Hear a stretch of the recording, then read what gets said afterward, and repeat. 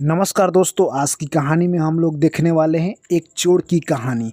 जी हाँ दोस्तों, आपको बता दें, एक चोर था जो कि काफ़ी शातिर था। यानी वो ट्रेन में चोरी किया करता था।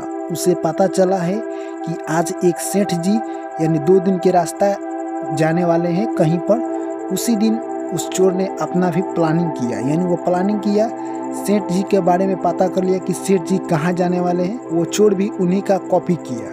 यानी सेठ जी जैसे ही जिस बोगी में चढ़े उसी बोगी में वो चोर भी चढ़ा। और सेठ जी बोले कि हमें जाना है मुंबई, तो चोर ने भी बोला कि हमें भी जाना है मुंबई। और सेठ जी से दोस्ती कर लिया और उन्हीं के पास अगले सीट पर यानी आमने सामने सीट पर बैठे। यानी कहे तो सेठ जी के पास एक हीरा का यानी पोटली था जिसमें बहुत सारा हीरा सेठ जी लिए थे। यह देखकर चोर फिर में लग गया कि कैसे हम उस पोटली को अपने पास ले लें। जब ट्रेन में दोनों बैठे तो सेठ जी से काफ़ी अच्छा खासा बात हुई चोर से, और चोर शाम को ही सो गया। सेठ जी की आदत थी कि वो रात को 10 बजे सोते थे।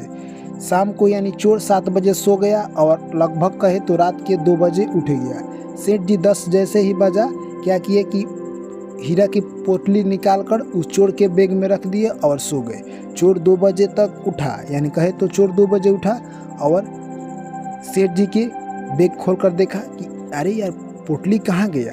यानी चोर काफ़ी परेशान था। कुछ देर तक खोजा, उसके बाद चोर फिर सो गया। सुबह के 5 बजे सेठ जी उठे और चोर के बैग में से पोटली निकालकर अपने बैग में रख लिए और सो गए। चोर सुबह उठा तो देखा कि हीरा की पोटली सेठ जी के पास है। यह देखकर चोर काफ़ी परेशान हुआ। फिर जैसे अगले दिन शाम हुआ, चोर शाम होते ही यानी 7 बजे तक सो गया और रात के 2 बजे उठा और सेठ जी की तलाशी लेने लगा। सेठ जी जैसे पिछले दिन किए थे वैसे ही सेठ जी आज भी किए। यानी वो 10 बजे सोने जा रहे थे, तभी अपना हीरा की पोटली निकालकर उस चोर के बैग में रख दिए और सो गए। चोर 2 बजे के करीब में उठा और सेठ जी के बैग तलाशी ली और सीट के नीचे भी देखा, उसको यानी हीरा की पोटली नहीं मिली। चोर काफ़ी परेशान था। कुछ देर तक खोजा और उसके बाद चोर भी सो गया।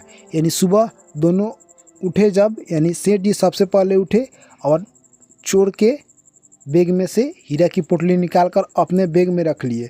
तब तक मुंबई आ गया। यानी दोनों उतरे और उसके बाद चोर ने सेठ जी से कहा, सेठ जी आपने इस हीरा को कहाँ रखा था, आप ये बता दीजिएगा तो आज से हम चोरी करना छोड़ देंगे।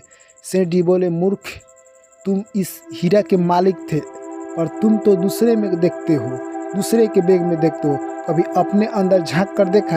ये हीरा की पोटली तुम्हारे बैग में ही थी, इसलिए तुम इस हीरा के मालिक थे और तुमने तो अपने बैग में कभी नहीं देखा। जिस तरह इंसान दूसरों में खुशी देखता है, अपने आप में अंदर झांक कर खुशी नहीं देखता है, इसी तरह चोर का भी व्यवहार था, जो कि वो अपना बैग नहीं चेक किया, सेठ जी के बैग के फेर में था और उसे हाथ कुछ नहीं लगा।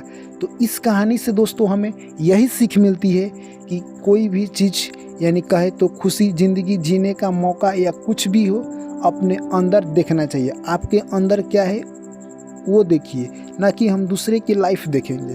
दूसरे का लाइफ देखिएगा तो आपकी भी हालत वही होगी जो कि चोर का हुआ है। इस कहानी से अगर आपको कुछ भी सीखने को मिला है मेरे दोस्त, तो वीडियो कर दीजिए लाइक, और जो भी साथी चैनल को सब्सक्राइब नहीं किए हैं मेरे दोस्त, कर लीजिए सब्सक्राइब। फिर आप लोग से मिलते हैं नेक्स्ट स्टोरी में। Thank you, take care, bye bye.